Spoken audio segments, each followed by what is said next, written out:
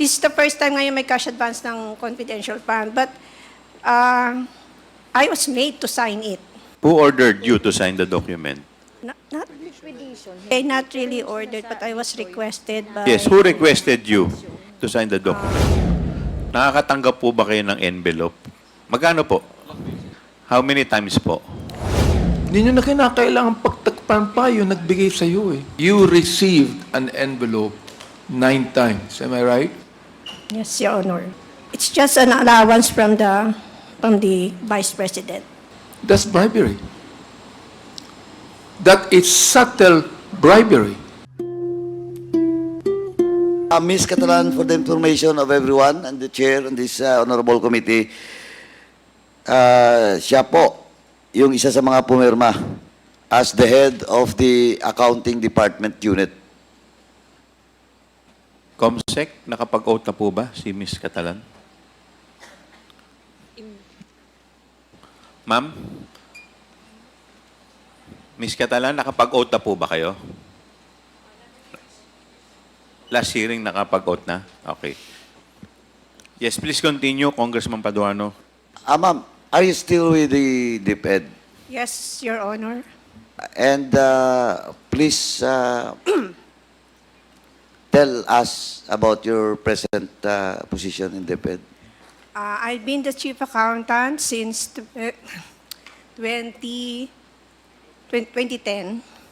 Until now? Until now. Until now. So, you're aware of this liquidation report that was submitted by COA to this committee. And your name was affixed in this liquidation report. And you have a signature on this liquidation report. Yes, sir. So you're aware. I am aware of the face copy of the liquidation report, but the supporting documents were not presented to me. So it was not presented to you, you just signed it? It was, You're the chief accountant? yes, sir, but it was just a formality that it should be covered by the liquidation report. But No, but supposedly you're the chief accountant, you have checked. But per joint circular, sir, it was stated that the liquidation report plus the supporting documents shall be submitted by the disbursing officer direct to the ICPAO without any presentation to the chief accountant. Yung ICPAO po, saan po department under yun? COA, yung Intelligence and Audit Office ng Intelligence and Confidential Funds. COA, do you confirm it? CR break lang po si Attorney Camora, sir. So, okay. I will wait for Atty. Zamora. So, ma'am, are you telling this committee na ministerial lang yung sa'yo? Come again, sir. Are you telling us na ministerial lang po kayo? Pumirma kayo dito without looking at the liquidation? Honestly, yes, sir, I will say yes. Oh, di may problema. Because if ever a case will be filed against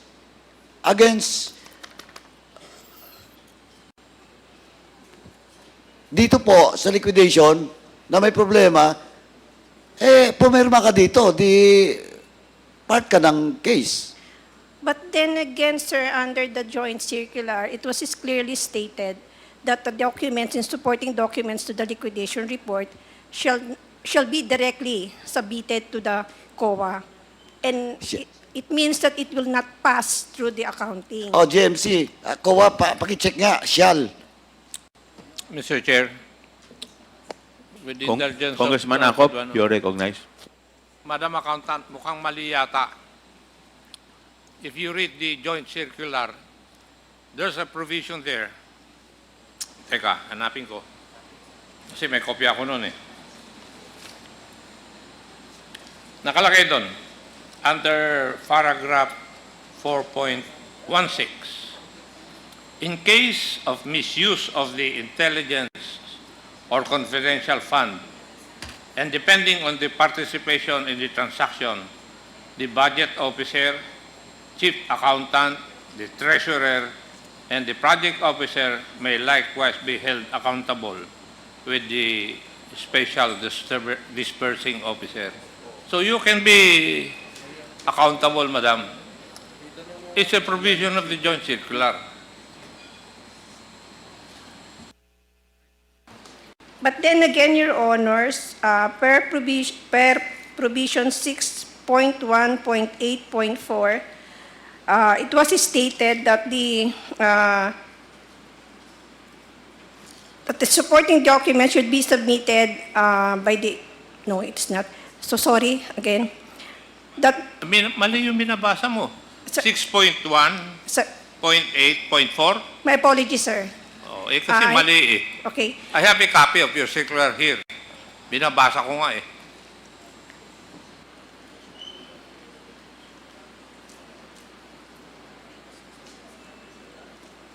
So it was under 6.2, the liquidation of the cash advance. It was stated under 6.2.2, all cash advances for CF and IF shall be liquidated within 30 days after every quarter and from the approved date, target date of completion. Submission of the liquidation report duly signed by the head of agency or SDO, approved by the head of agency, together with the supporting documents under Section 6.2.3 hereof and listed in the covering transmittal letter of the LR. This shall be submitted directly to the ICPAO in a sealed envelope with a visible label confidential for ICPAO only through any of the following: registered mail courier and authorized license officers. So, under this provision, it was clearly stated or implied that the documents didn't pass through or were not reviewed by the accounting office.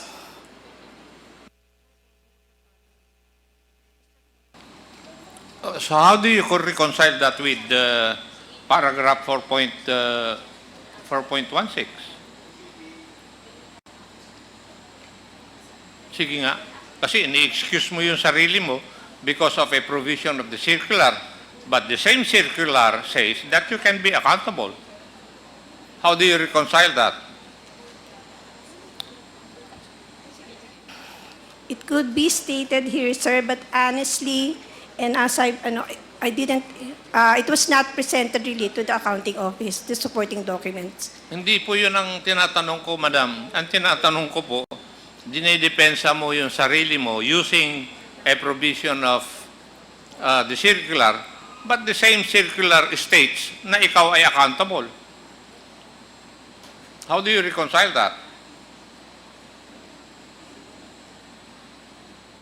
Kasi nasa akin yung kopya ng circular ninyo, ng COA eh. Oh. Kaya nga ako nag-intervene dahil ini-excuse mo yung sarili mo sa liability. Pero the circular says that you can be liable.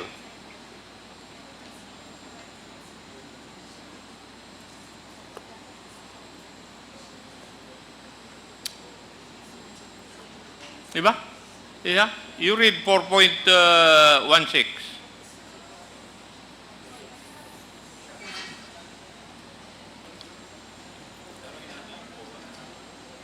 Wala pa yung COA eh. May we know from the representative of COA Uh, to be clarified to us on the matter? Your Honor, based on the documents from our confidential team, the liquidation report that was signed by Ms. Catalan, certified supporting documents complete and proper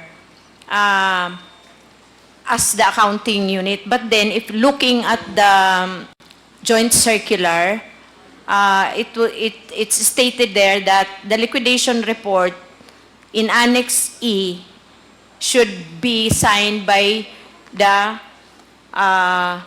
SDO, the accounting unit or the SDO, meaning SDO Special Disbursing Officer who was given the cash advance of the confidential fund, the Special Disbursing Officer. So if she was not the SDO, Ano po yung sinicertify ng accountant? when she signed the liquidation report of the 37.5, Certifying that certifying that the supporting documents complete and proper. So, paano po ninyo sasabihin na complete kung hindi naman niya nakita?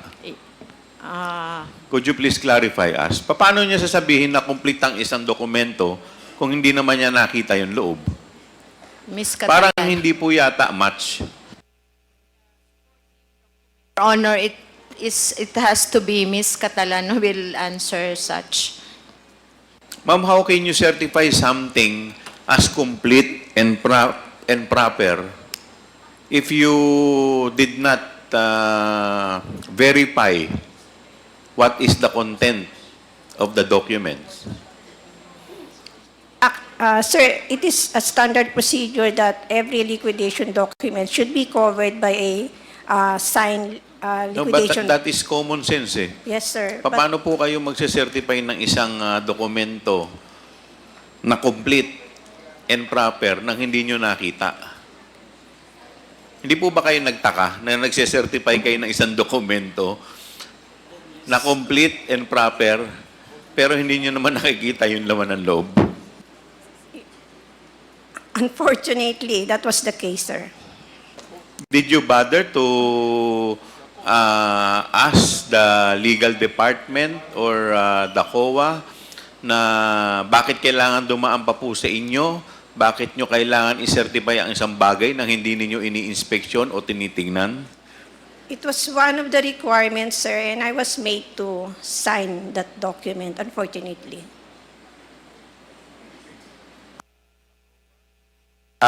Chairman, actually when I ask...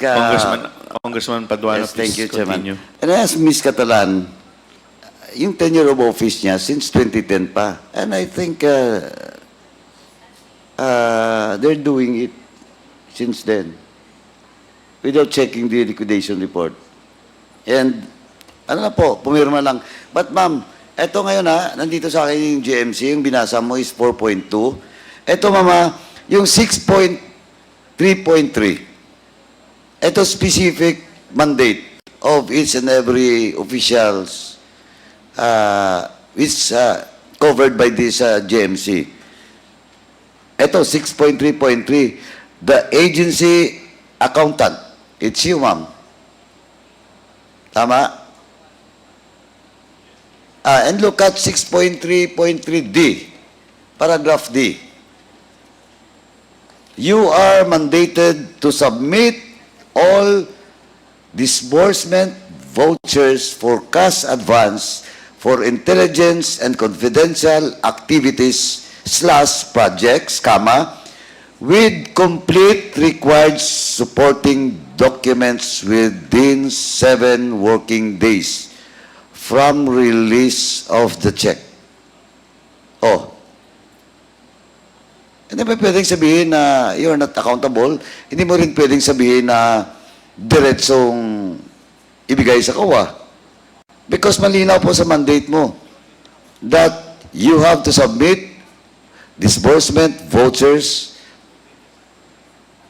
confidential activities and projects with complete required supporting documents. Oh, within 7 days. Can I respond, Your Honor? The 6.1.8.4 pertains to the pre-audit of the cash advance. I'm telling about, no, that is not 6.8.4. I'm saying about the 6.3.3B. 6.3. Inconsistent with the provision that was read by Chairman Acop. Your mandate.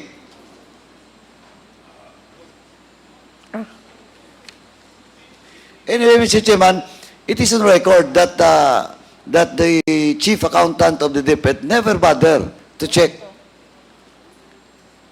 the liquidation report. He just signed it without looking at the details of such report. And it is on record, Mr. Chairman. May I respond, Your Honor? This is the first time that we have encountered cash advances for confidential fund. But for the regular cash advances for regular funds, we always ensure that the documents attached to the liquidation of the cash advances were complete. But again, for this, this is the first time that we have encountered these cash advances for confidential fund, and the procedure seems quite different, actually and honestly. But of course, you have the joint memorandum circular, and there is a provision with regards to the mandate of the chief accountant, the SDO, and all other officials of agency. Malinaw po yan, ma'am. So, I think once again, Mr. Chairman, it's like to put on record na inamin po ng chief accountant ng DepEd na she never bothered to check the authenticity, the correctness of such liquidation report, Mr. Chairman. Sir, Excuse me, Your Honor. Yes, ma'am, please. May I correct the word "not bothered"? That I did not bother to check the completeness of the documents. During that time, no matter how, maybe, this is the first time ngayon may cash advance ng confidential fund, but I was made to sign it. So, You were made to sign it. By whom? because it is a requirement that the liquidation should be covered by the liquidation voucher. What does this, ma'am? That is your mandate. And Yes. your statement that you signed it without looking at the details, di ba? And that is on record. Yes, sir, it was... O ano ngayon yung gusto mong i-explain? Sir, I'm trying to explain that it was stated sa joint circular that it seems or implied that the documents, supporting documents, should be directly submitted to COA in sealed envelope. And that is your interpretation, ma'am, that we have read the GMC. Yes, sir. O now? What? Are you telling this representation that I'm wrong? And Chairman Akop? No, sir, my apologies if you have misinterpreted what I'm trying to explain. No, I did not misinterpreted you. You're telling me that my statement is not correct. No, sir, I'm not saying, I'm sorry po, I'm sorry, Your Honor, but I'm trying to explain on why I signed that liquidation. Oh, who tell you to sign the document? Are you forced to sign the document? Not really forced, but I was What, not really? requested to sign the document. Oh, you signed the document, but you never bothered to read this mandate of yours? Ma'am, who ordered you to sign the document?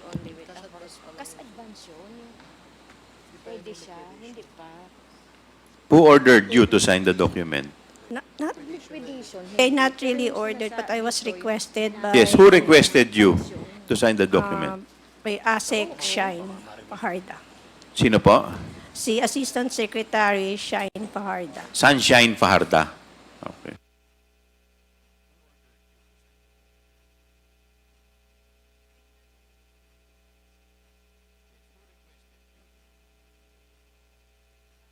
ASIC, sa anong department po? Department of Education po. Ano, specific na ano niya, position? Office ng Secretary. The office of the secretary. But he was not the signatory of this document, di ba? Only her husband. Tama? It was... Edward Farda signed it. BP signed it, and you signed it. But you were requested by Ms. Farda? Yes, sir. Oh, Mr. Chairman, all the more that we have to, Ms. Sunshine Farda should be present in the next hearing. Para po patutunahanan yung statement ni Ms. Catalan. Sabihin na natin, you were requested to sign it. So why did you sign it? As per request of Ms. Farda? Yes, Your Honor, because it is needed as a covering letter or covering document to the liquidation documents, supporting documents. Oo nga, pero sabi ko na nga, kaya nga statement ko kanina, you don't even bother to check. Pumirma ka lang. Di ba? No, it's either it's your lapse or you were forced to sign it without checking all those liquidation report. Di ba, ma'am? Yes, Your Honor. O, ano bang tama? Nagkamali ka lang. Nakaligtaan mo i-check or you were forced to sign it without checking the liquidation report? It's hindi po nakaligtaan, but it is a needed document in the submission of the liquidation. Of course, I know it. It is needed. You have to sign it. But ang question is, siyempre accountable ka, ma'am, because of your mandate and your position, di ba? Now, sabi ko na, nakaligtaan mo or you were forced? I was requested, sir. Hindi nga. Saan ba? Nakaligtaan mo o you were requested? You were requested na pirmahan ka agad without checking the liquidation report? Yes, sir. O, di, Mr. Chairman, again, kung anong mang word gamitin, requested ba o she was forced to sign it without checking the liquidation report, ganun pa rin yun. Di ba? Ganun pa rin yun. Ma'am, meron po akong isang tanong. Nakakatanggap po ba kayo ng envelope kay ASEC Paharta? Yung totoo po, ma'am. Remember, you are under oath. Aside from your allowance, from your regular budget, nakakatanggap po ba kayo ng envelope just like Yusek Mercado and Director Osias from ASEC Paharta? Yes, sir. Magkakano? Minimal amount lang po. Which is, how much po? It's not even, Magkano po? it's 25,000. 25,000. How many times po? If you could recall. 9? Ilan? 9 times. 9 times. From what month up to what month? Let me guess. From February to September? I think so, sir. So, nung September po, tumigil na. Yes, Your Honor. Just like Yusek Mercado. Tama po ba? Yes, Your Honor. So, thank you po. Mr. Chairman, lastly, I'd just like to manifest, Mr. Chairman. Mr. Chairman, can I, last Yes. na lang po. Ma'am, actually, ma'am, talagang naawa din ako sa inyo. Kasi, tingnan mo, accountable ka dito. Sabi mo kanina, ni-request ka. Pero, ang labas pa rin, ganun eh. You were requested, but, tapos, medyo kalakaran na may lagayan sa loob. Kaya nga ako, ma'am, I want to just express my sympathy to you. Naawa talaga kami sa inyo. Napipilitan kayong permahan yung isang bagay na hindi tama. Ngayon kung may kaso, pag lumabas yung NDA, yung finality nun, tatamaan kayo dyan. Ano process? Ako, Mr. Chairman, sabi ko nga, naawa lang ako dito sa mga officials ng DepEd. Pag ganito yung kalakaran. Ngayon, 2 na. Baka sunod, hindi lang 2. Di ba? Kaya, Mr. Chairman, at least ngayon, umami na si ma'am. Tama na ako. Okay na ako, Chairman. Thank you. Mr. Chairman. Yes, Senior Deputy Speaker, Don Gonzales, you're recognized. Ma'am, Mr. Chairman, I'd like to address my question to Ms. Catalan, ma'am, the accountant. Ma'am, Mr. Chairman, sigurado dumaan sa iyo itong check na to, di ba? You're the accountant. Yung 37.5 million. Tama ho ba? Your Honor, hindi po dumaan sa akin yung cheque kasi ang napadala po sa amin ay voucher. Tama. Meaning to say, the voucher is the basis sa preparasyon ng check, di ba? No? Yes, Your And Honor. definitely, there is a date put in the voucher and they will follow that date in preparing the check. So the check was signed by, of course, Yusek Sevilla and Yusek Mercado. Ang napansin ko lang po dito, in your recollection, 2023 yung isang check, that was February 20, 2023. That's number 1 check for the 37.5. Number 2 check, I thought this is quarterly. Ang date po ng check is April 19, 2023. It falls down to 1 quarter. Isang quarter lang po yung dalawang cheque na issue. Ang pangatlong na cheque na issue po ng November 23, 2023. At hindi po, na-issue po pala yung pangatlong cheque is July 11, 2023. In your recollection, tama ho ba itong cheque and based on your obligation, on your voucher during the processes of the vouchers into check? Parang tama po, Your Honor. Tama. So, tama ho ba yung tanong ko na per quarter at dalawang cheque po yung ginawa niyong 37.5 in one quarter? Tama ho ba? No, Your Honor. Per quarter po siya. Per quarter is February. February for the first quarter, and then yung April for the second quarter, and then yung July for the third quarter. So, tama ho ba? Po. Okay. So, that is equivalent to 37.5 times 3. That is equivalent to 112.5 million. Number 2 question po. Itong 125 million under Gina Acosta, ang date po ng check na is July 13, 2023. Halos nagkasabay lang po yung July 11 ng DepEd at saka yung July 13 ng OVP. Ang OVP is 125 million and the DepEd is 37.5 million. Kaya ang tinatanong ko po, wala na po yung land bank, umalis na? Umalis na po yung land bank?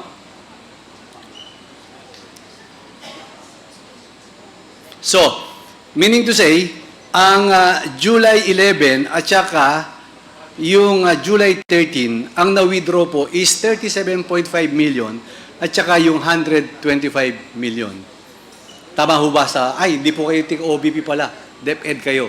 May OVP ba dito? OVP? Sa management, po. Wala. Kasi kung tignan mo itong dalawang cheque, isang mukha lang po ito 2 days lang po ang diferensya. July 11 and July 20, 2023 of the amount of 37.5 and 125 million. Kaya tinatanong ko po sana yung land bank, kaso wala na. Next hearing ko na lang po, Mr. Chairman, tanungin. Kasi tatanungin ko siya kung paano niya na-withdraw itong tatlong cheque at saka itong 125 million. So, Your Honor, Mr. Chairman, yun lang po. Maraming salamat. Thank Chairman. you. Thank you, SDS. Chairman. Interject Yes, lang. Congressman Lara, please. Yes, yung tanong chairman ni SDS Dong para sa OVP, I think nandito si Attorney Puga, baka pwede niyang sagutin yung tanong ni DS Dong. Mr. Chair? Yes, if I may nandito be- ang OVP, former din naman. Mr. Chair, if I may be recognized. Wala pa po kasi ako sa OVP nung 2023. I was with DepEd at that time, sir. So, I really wouldn't know kung ano yung nangyari dyan. Ano po kasi dating nakita ko lang po itong cheque Opo. na yung date kasi halos magkapareho po yung date. Yeah, opo. So, July 11, 2023, yung last check, the 37.5, at saka July 13, 2023, yung 125 million. Opo. So, meaning to say, Malapit. Opo. summation of that two equivalents to sum. Yes, sir. Yun po yung sinasabi But, ko, Mr. Chairman. yun po. Unfortunately, sir, I got out of DepEd nung nag-resign si VP, which was already July 2024. I believe, sir. Andito pala yung land bank. Ma'am, sorry na. Diyan na po yung land bank, SDS. Sorry ma'am, nakabalik kayo, di ba? Magtatanong ko lang sana kung itong Edward Paharda, kasi po ako nagtanong to last hearing, di ba yung cheque, papaingkas, ikaw yung branch manager, di ba? Pag ipapaingkas po yung cheque, nakaprepare yung pera, bigay mo sa counter. Pag binigay mo yung pera sa counter, may papipirma po kayo sa kanya, di ba? Yung receive the amount of this, and sa likod ng cheque, pipirma pa po si Mr. Paharda. Tama ho ba? Yes, sir. The client will sign as acknowledgement na And at the back of the check, nireceive niya yung cheque. The cash. the cash. So, pwede nyo kaming bigyan nung receiving copy, nung tatlong receiving copy from Land Bank. yung 37.5 million? We will check our records, Yes, sir. ma'am. Thank you. Tapos, ma'am, number 2, itong kay Gina Acosta na 125 million, sabi nyo kanina sa Show Boulevard po to, pinahingkas. Pwede po, yung sino nag-receive nitong July 13, 2023, na pinahingkas po niya yung 125 million. At yung July 11 na pinahingkas naman ni Edward Parda under your branch. Para ipagsusog lang po natin yung dalawang cheque. Pwede ho ba? We will check our records, Thank you, sir. Mr. Chairman. Thank you. Mr. Chair, I'd like to ask the question to Ms. Catalan. Do you realize your accountability on this and consequence of what you did, Ms. Catalan? Yes, Your Honor. I would like to ask once again, were you requested or were you pressured? I was requested, sir. You were requested. You were not pressured at all.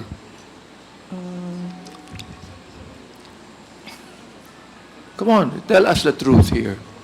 I was requested, sir, in a nice way. Thing is this, you received an envelope 9 times, am I right? Yes, Your Honor. Is that not a form of pressure? Honestly, sir, the first time I met or I talked with... Have you ever asked, why are you being given an envelope? Yes, sir, I asked her. But What was the answer? it's just an allowance from the Vice President. Was that? It was just an allowance from the Vice President. Actually, I Is asked that allowance. is that liquidated or is that recorded or is just given to you? Because it's a bit different when you say allowance and it's just an envelope given to you. Am I right? Sir, the first time I received it, I honestly asked Shine, Ma'am, is it part of the confidential fund? Sabi niya, no. It was just an allowance from the Vice President. So, for me, honestly, I received it knowing that it was not part of the Who gave you confidential that? Who gave you the envelope? fund. ASEC, Sunshine Fajarda. Who requested you to sign the accounting report? It was also ASEC Shine Fajarda. Therefore, if it was ASEC Fajarda who requested you, as you said, to sign, and she is also the one that gave you the envelopes, would you not think that it's a form of pressure on your part? Come on, but please tell us the truth here. Because look, I think you know what I mean, isn't it?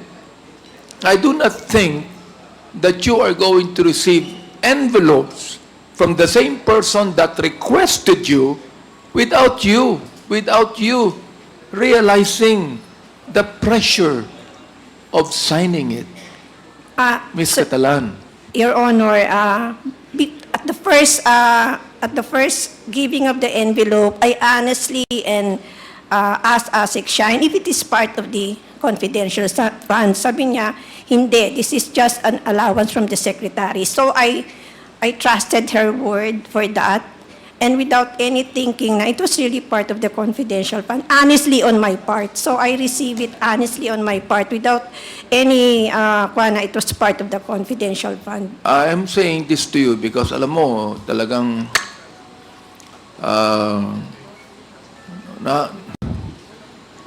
my heart goes out to you, Miss Catalan.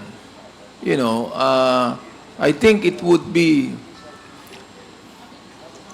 best that, you know, in your own heart, you have been pressured because you received the envelopes. They're not only being requested, you have been pressured because you received envelopes thinking that they are just allowances, but you know it is never recorded. It is not part of the budget that was given to the OVP or the Secretary of Education. It's not part. Did you sign a voucher for it? No, Your Honor. See? I mean, So, what I'm saying is this. Those 9 envelopes you received is a form of pressure on your part or on the part of the same person that asked you to sign, Ms. Catalan. Am I right? Yes or no? No. Yes or no? Maybe, Your Honor. No, it's not maybe. It's yes, isn't it?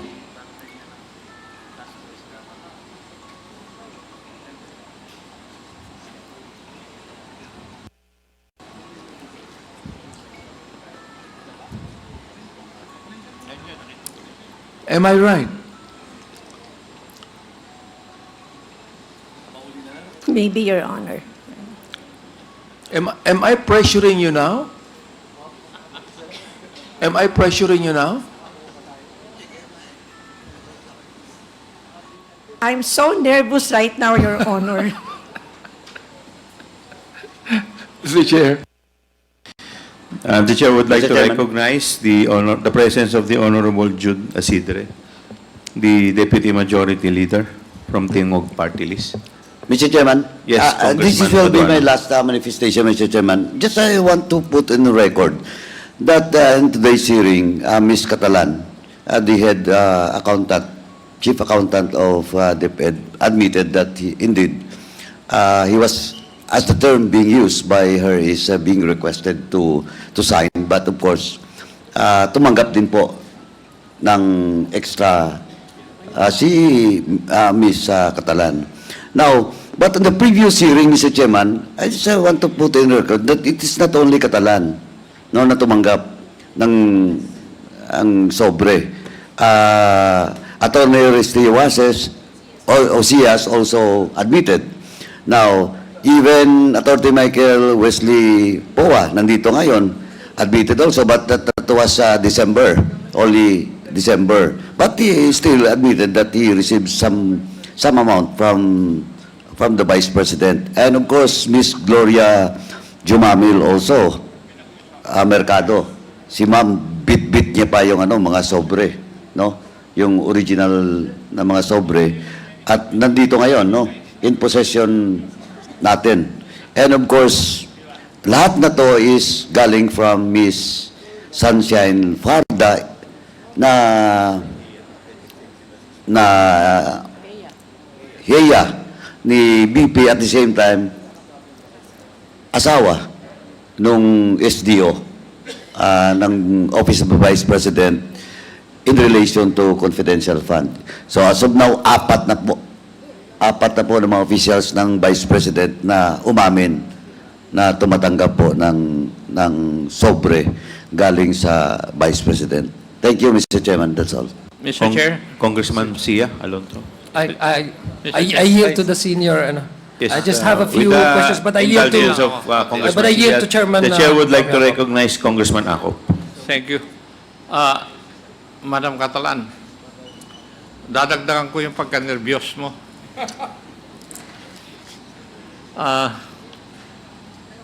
Nag-iisip lang ako dun sa sinabi mo na noong binigyan ka ng unang sobre, sinabi mo kagad, ang tanong mo kagad galing ba ito sa confidential fund? Tama po ba yung pagkarinig ko? Yes, Your Honor. Bakit ganun ang tanong mo? Because honestly, I'm wondering ba't ako bibigyan? And during... Ngayon, it was after honestly, the... nagtanong ka kung bakit ka binibigyan. Ano ang sagot doon sa tanong mo na yun? But I was made to understand by ASEC China, it is an allowance from the secretary, Kayo po ay accountant, di po ba? Yes, Matanong sure. ko po kayo, saan po nanggaling na pondo, ang source of fund, nung allowance na binigay sa inyo? Well, I didn't have the courage to ask for that anymore. Uy, tinanong mo, you had the courage to ask, galing ba ito sa confidential fund? Tapos you did not have the courage to ask, saan galing yan kung hindi galing sa confidential fund? Di po ba? Sure, Honor. Di ba may lakas kang loob na tanungin, galing ba ito sa confidential fund? Pero hindi mo tinanong nung sinabi niya, hindi galing sa confidential fund yan. Saan galing? Di ba dapat yun ang sunod na tanong? Following your line of questioning. Kasi, madam, it is irrelevant whether you're aware of what you have signed or not. Kasi under the circular, you can be also liable. You cannot escape that. Kasi sa dami ng inimbestigahan ko, basta nakikita yung signature na nandun yung signature, papailan ka ng kaso ng investigador. Di ba? Kaya nagkukuhan ako dun sa kwan eh. You were brave enough to ask kung galing sa confidential fund. Kasi nasa isip mo na dun sa pinirmahan mo, dun manggagaling yung pondo na binibigay sa iyo as an allowance. Di ba? Yun na napasok sa isip mo eh. Na binigyan ka ng allowance sa pagpirma mo dahil sa confidential fund. Sa pag-clear o liquidate ng confidential fund. Di ba, Iha? Yes, Your Honor. Yes. And you didn't know that because of your signature, pwede kang lumubog. Tama? Iha? Yes, Your Honor. Sige. Thank you, Mr. Chair. Thank Mr. you. Chair, with the indulgence of Congressman Adjong, in Congressman relation to Abante, what you are recognized. Congressman Akop said, I remember some years ago, Mr. Chair, that when the Vice President was still in the DepEd, that there is a rule that she made, no gift policy. Am I right, Attorney Poa? Yes, Your Honor. That is correct, Your Honor. That's the rule. No gift policy. Do you remember that, Ms. Catalan? Yes, Your Honor. So why is she giving envelopes? If the rule in her office is no gift policy. Therefore, even the Vice President would think that whenever a gift is given, that's bribery. That is subtle bribery. Ms. Catalan.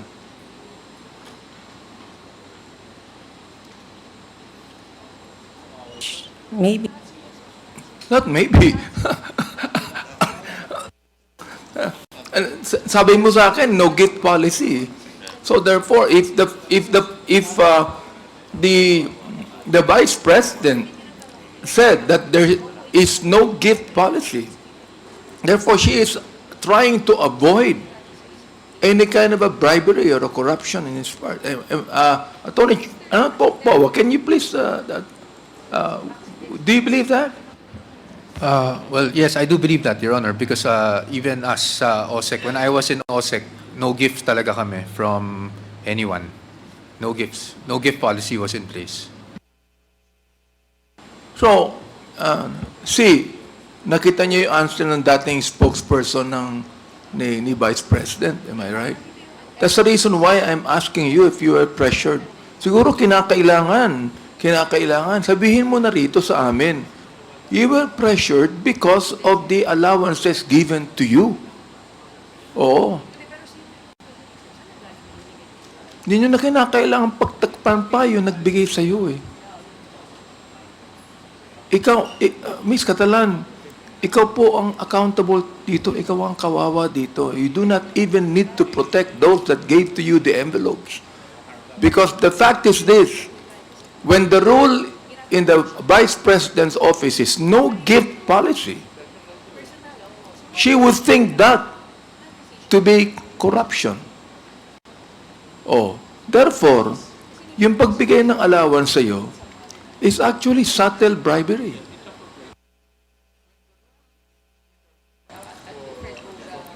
Hindi po ba?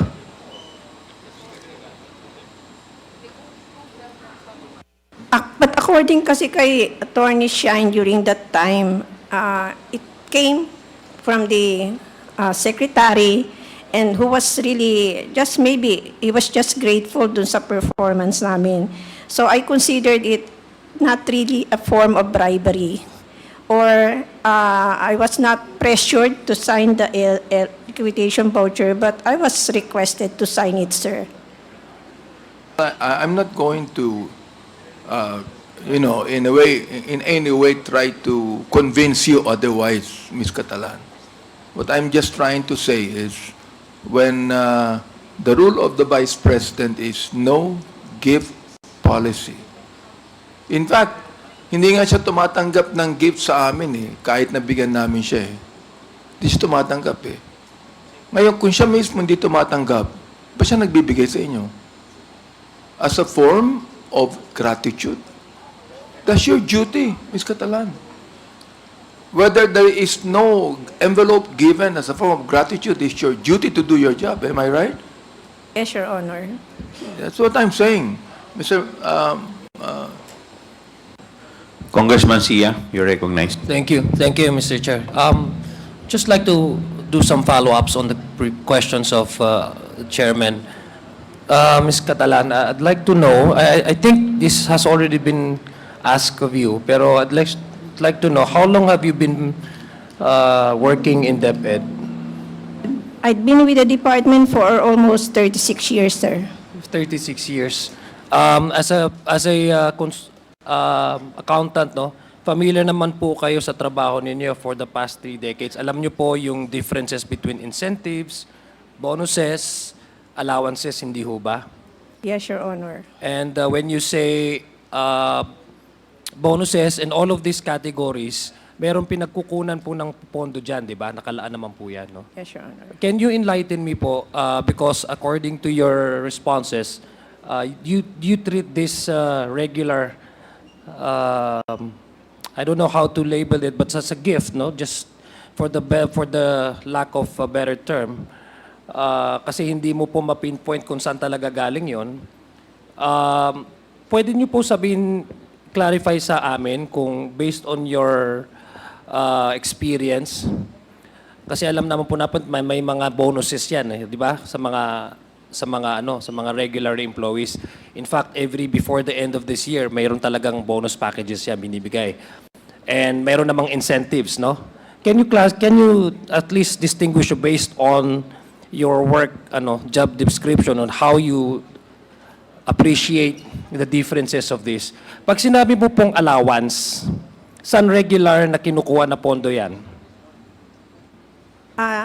Normally, sir, pag regular po siya at saka yung normal siya sa appropriation or standards appropriation sa personal services ng agency. Okay, sa personal services. Pag sinabi niyo pong mga incentives dun sa mga empleyado, because I believe there are also some employees who have, gone beyond what is expected of them, exemplary yung kanilang mga tinatrabaho, kaya nabibigyan sila ng incentives noon. Meron din ho kayong ganyan, at saan po nakukuha din ho yan na category? Sa DepEd, there was no line Wala item po. for incentives. Walang incentives. So what about bonuses po? Bonuses meron po, sir, sa personal services po Sa siya. personal services, okay. So these allowances and these bonuses are regular funding. Yes. Tama po Yes, ba? sir. O, kasi Yes, alam Your niyo pong Honor. pinagkukunan. So would you say po itong experience niyo for the past 36 years, has there any instance where a former or previous secretary have also done similar gifts or allowances, as you may call it, prior to the one that is now, but prior to the incumbency of then Secretary Duterte? No, Your Honor. Okay. So, would it be safe to assume, Mr. Chair, that this is something irregular? Kasi ang sabi niyo po, both the allowances and as well as yung mga bonuses are regular fundings. There are line items under your budget, kasi accountant kayo, at doon nakukuha. So it's a regular funding, no? According to you, there has never been for the past 3 decades of your work, your stay in DepEd, there has never been any instance where there's an administrative policy of your department that says pwede kayong magbigay regularly ng mga sobre sa mga empleyado.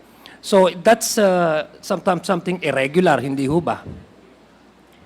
Sir, I was made to understand that the allowance came from But The you have secretary already, yes, but you have personally. already described to us that the appreciation of allowances is actually based on irregular funding that is allotted to. So what else can you describe that kind of pabuya, halimbawa, o pagbibigay sa inyo? Since according to you, hindi naman siya nagpo-fall as an allowance. I was made to understand that it came from her personally.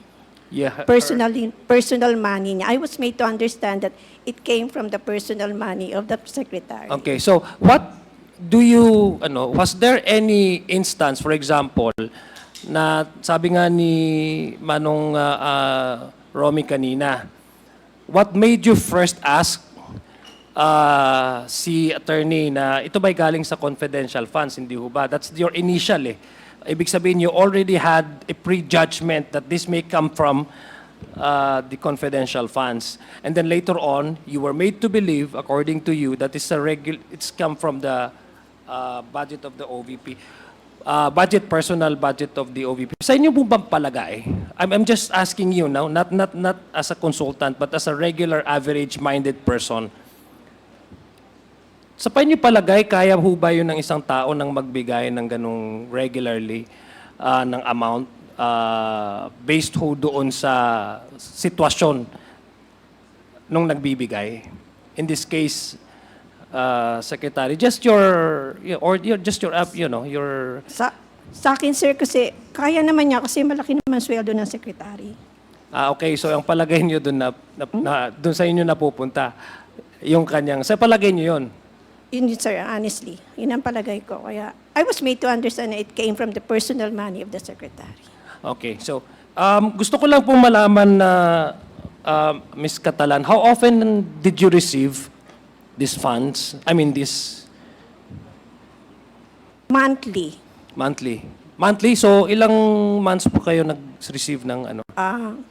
February to... So when did it start? When did it start? Kasi sinabi nyo confidential fund. When did it start? When the confidential fund was requested? When was the confidential fund requested again? The first issuance of the confidential fund was around February. So when did you receive the allowance? After the release of the cash. Of Okay, the so check. that made you think Yes, that it's a confidential. yes. But prior to the confidential fund, you were never received any. No, Your Honor. Okay, so hindi mo masasabi na galing personal money niya yon. Again, I trusted. Yeah, but you said, Ms. Catalan, that you made to understand that it was malaki naman ng sweldo niya. So bakit nung umupo siya, hindi na siya nag-start magbigay? Bakit nag-start siya magbigay nung first na na-release na rin yung confidential funds? I think that's what made you think that it's part of the confidential funds. Again, Mr. Chair, just a manifestation na sabi nga, it's something irregular. It does not happen, no? In the previous, it did not happen prior to the release or request of the confidential funds. That would be all, Mr. Chair. Thank you very much. Mr. Chair, Congressman Abante. nakatanggap po kayo ng 9 envelopes na nagkakahalaga ng 25,000 each, di ba? Yes, Your Honor. That would be around almost 250,000 all in all. Kung 10 yan, 225. 225,000. So alam niyo po, that is 225,000 in all. Alam niyo yon. Yes, Your Honor. And kailan po natapos yon? Ng pagbibigay? September po. September of last year? 2023, Your Honor. September of 2010. 2023. Your Honor. 2023. Oo. Kailan po natapos ang pag-release ng confidential fund? Third quarter, Your Honor. Ng I cannot- 2023. July po yung release ng check for the third quarter. Of 2023, Yes, sir, correct? Your Honor. Oo. So hindi pa kayo nakahalata na that's part of the of your responsibility of signing. Yun nakukuha niyong allowances. Remember, ha? Tinan nyo, maigi. 225,000. Alam nyo, pinilang nyo, you counted it.